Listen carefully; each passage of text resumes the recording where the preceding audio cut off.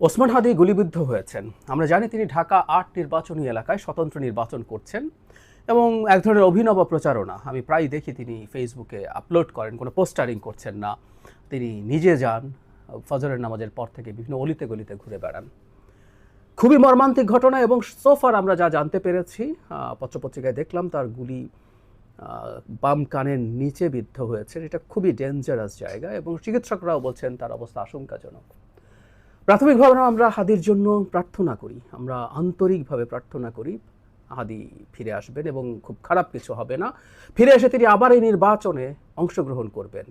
তিনি যে নতুন ধরনের রাজনীতি দেখাতে চাইছেন, সে রাজনীতির সাথে বিশেষ করে প্রচারণার নতুন ধরন শুধু না, তার রাজনীতির যে ধরন আছে তার সাথে আমাদের অনেকের দ্বিমত থাকতে পারে। আমার নিজেরও দ্বিমত আছে, তার প্রকাশভঙ্গির সাথে অনেকের দ্বিমত থাকতে পারে, আমারও আছে।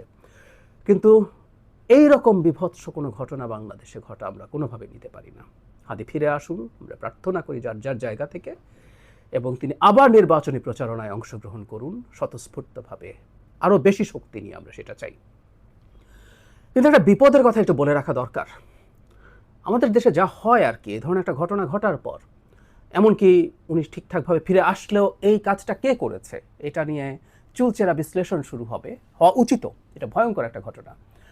কিন্তু আমরা এমন কিছু যাতে না করি, আমাদের দেশে এই মুহূর্তে ক্রিয়াশীল যেসব রাজনৈতিক দল এবং শক্তি আছে, স্টেক হোল্ডার্স আছে, তাদের মধ্যে কোনো ভয়ঙ্কর সংকট তৈরি হয়। এই সংকটটা তৈরির চেষ্টাও বিভিন্ন জায়গা থেকে হবে। মানে ওসমান হাদির ওপরে এই হামলা আসলে কোন দিক থেকে হতে পারে? আমরা যদি ওসমান হাদির বক্তব্য কর্মকাণ্ড দেখার চেষ্টা করি, তিনি এই গণ অভ্যুত্থানের খুবই গুরুত্বপূর্ণ ভূমিকা পালন করেছেন। পরবর্তীতে আওয়ামী লীগ এবং ভারত বিরোধী অত্যন্ত কঠোর ভাষায় তার বক্তব্য আছে। সুতরাং উনি কাদের টার্গেটে পরিণত হতে পারেন আমরা বুঝতে পারি। এবং বলা বাহুল্য, এই নির্বাচন ঠিকঠাক মতো না হোক, বাংলাদেশ একটা স্টেবল অবস্থায় না যাক, সেটা আওয়ামী লীগ এবং ভারতের চাইতে এত বেশি সম্ভবত আর কেউ চায় না। সুতরাং আমরা প্রাথমিকভাবে এই ধরনের একটা ধারণা করা ভুল হবে না।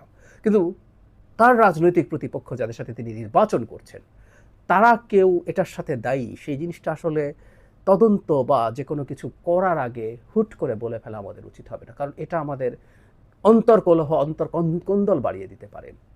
সাধারণ কাণ্ডজ্ঞান বলে, কমন সেন্স বলে যে রাজনৈতিক প্রতিপক্ষরা এই ধরনের কোনো কাজ করার কথা না। কারণ যে পরিস্থিতি বর্তমানে বিরাজ করছে, একটা নির্বাচন হওয়ার জন্য যেভাবে সবাই মুখিয়ে আছে, সবাই নিজেদের মধ্যে অন্তত এই পর্যায়ের সংঘাত, কখনো কখনো তাদের মধ্যে ঝগড়াঝাটি, কখনো বাড়াবাড়ি, কখনো মারামারিও হতে পারে, আমি এটা অস্বীকার করছি না, কিন্তু এই পর্যায়ে যাওয়ার কথা না।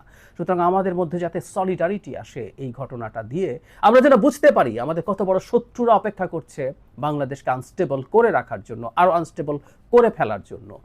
ফলে সেই জিনিসটা আমাদের একটু মাথায় রাখা জরুরি, আমরা নিজেদের মধ্যে যেন কোন্দলে জড়িয়ে না পড়ি।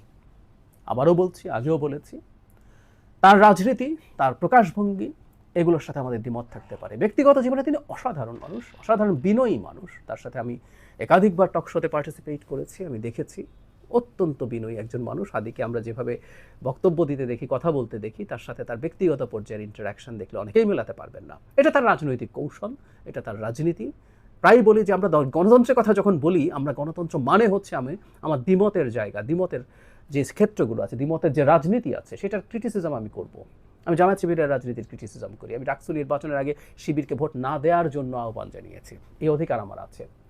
কিন্তু তারা যখন জিতেছে, আমি তাদেরকে অভিনন্দনও জানিয়েছি। ঠিক একইভাবে ওসমান হাদির যে রাজনীতি, এক ধরনের ডানপন্থী পপুলিস্ট রাজনীতি, আমরা এভাবে যদি এটাকে ডিফাইন করি, এটা একটা গ্লোবাল ট্রেন্ড। হাদি আসলে সেটারই একটা প্রোডাক্ট বলে আমি মনে করি। এই থিওরিটিক্যাল আলোচনা আরেকদিন করব।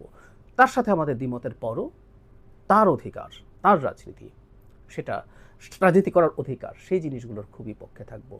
সবচেয়ে জরুরি কথা, আমরা নিজেদের মধ্যে হানাহানিতে জড়িয়ে না পড়ি। বাংলাদেশে নির্বাচন হতে দেয়া হবে না, নির্বাচনকে ধ্বংস করে দেব, বানচাল করে দেব, এই চেষ্টা চলছে, চলবে আরও। আমি যদিও মনে করি নির্বাচন হবে, আমি এরপরও মনে করি, কিন্তু এই ধরনের ঘটনা আরও ঘটার প্রবাবিলিটি আছে। আমাদের নিজেদের মধ্যে যাতে আমরা বিবাদে না জড়িয়ে পড়ি, শুরুতেই বলেছি কারা আসলে এটা করতে পারে, তাদের ব্যাপারে যেন আমরা আরও বেশি সতর্ক থাকি।